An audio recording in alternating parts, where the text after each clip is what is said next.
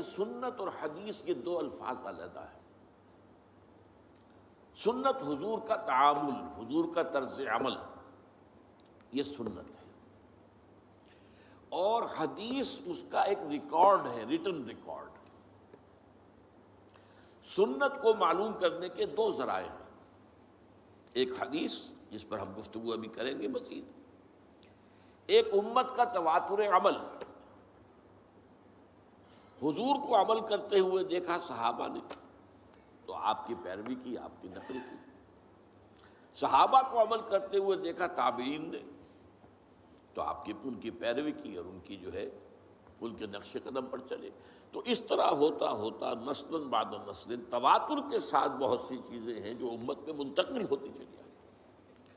تو یہ تواتر عمل جو ہے امت کا، یہ سنت کا علم حاصل کرنے میں دوسرا اہم اس کی سورس ہے۔ عام طور پر لوگ سنت اور حدیث کو مترادف سمجھ لیتے ہیں، یہ دو الفاظ مختلف ہیں، ان کا مفہوم جدا ہے۔ اب حدیث اور سنت یہ دونوں الفاظ جو ہیں اللہ کے لیے بھی آئے ہیں، رسول کے لیے بھی آئے ہیں۔ مثلا سنت اللہ التی قد خلت من قبل ولن تجد لسنت اللہ تبدیلا ولن تجد لسنت اللہ تحویلا، یہ اللہ کا قانون رہا ہے، طرز عمل رہا ہے، اللہ کا تعامل رہا ہے ان لوگوں کے بارے میں جو پہلے ہو گزرے ہیں، اور تم نہیں دیکھو گے کہ اللہ کے سنت میں، اللہ کے قانون میں، اللہ کے طرز عمل میں، اللہ کے تعامل میں کوئی فرق واقع ہو، نہ تبدیلی نہ تحویل۔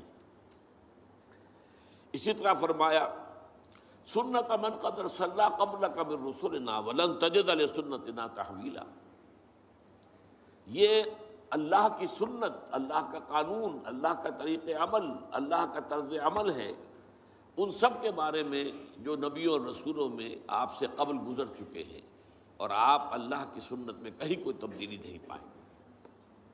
تو یہ اللہ کی سنت ہے، تو رسول کی سنت اور اللہ کی سنت۔ اسی طریقے سے حدیث، سورہ نساء میں فرمایا وَمَنْ أَصْدَقُ مِنَ اللَّهِ حَدِيثًا، قرآن کیا ہے؟ یہ حدیث اللہ ہے، اللہ کی بات ہے، اور تم نہیں پاؤ گے اللہ سے بڑھ کر کوئی سچا اپنی حدیث میں۔ اللہ کی حدیث سے بڑھ کر سچی اور کون سی حدیث ہو سکتی ہے؟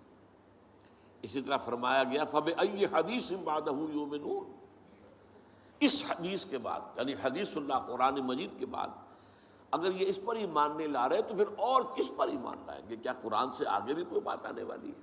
یہ تو ویسے بھی آخری کتاب ہے، اور واقعہ یہ ہے کہ حرف آخر ہے۔ اسی طرح حدیث کے لیے، حضور کے لیے لفظ آیا ہے وَإِذْ أَسَرَّ النَّبِيُّ إِلَىٰ بَعْضِ أَزْوَاجِهِ حَدِيثًا، ایک واقعے کا ذکر کرتے ہوئے جب نبی صلی اللہ علیہ وسلم نے اپنی ازواج میں سے بعض کے پاس اپنی ایک حدیث، اپنی ایک بات بطور راز رکھی، تو سنت کا لفظ بھی سنت اللہ، سنت رسول، حدیث اللہ، حدیث الرسول صلی اللہ علیہ وسلم۔ اب چلیے حدیث کسے کہتے ہیں؟ دو موٹے الفاظ یاد کر لیجئے۔ حدیث دو طرح کی چیزوں پر مشتمل ہے، ایک اخبار کہلاتے ہیں، خبر کی جمع اخبار، ایک آثار کہلاتے ہیں، اثر کی جمع آثار۔ خبر کسے کہتے ہیں؟ حضور کا کوئی قول ہو، کوئی فعل ہو یا تقریر ہو۔ اب یہ تقریر کو آپ نہیں سمجھتے، تقریر تو آپ سمجھتے جو میں کر رہا ہوں یہ تقریر ہے، یہ تو ہے تقریر۔ اصل میں تقریر یہاں اس کے معنی کیا ہے کہ کوئی کام حضور کے سامنے کیا گیا اور آپ نے روکا نہیں، برقرار رکھا، تو اسے ایک سند حاصل ہو گئی۔ جب حضور کے سامنے کام کیا، آپ نے دیکھا اور آپ نے منع نہیں کیا، روکا نہیں، کیا جائز ہے، تو یہ گویا کہ ایک سند ہو گئی کہ حضور کی طرف سے ایک طرح کی اس کو منظوری جو ہے امپلائڈ، حضور کی طرف سے ریکگنیشن حاصل ہو گئی۔ تو حضور کے اقوال، حضور کے افعال، حضور کی تقریر، یہ کہلاتے اخبار، خبر کی جمع اخبار۔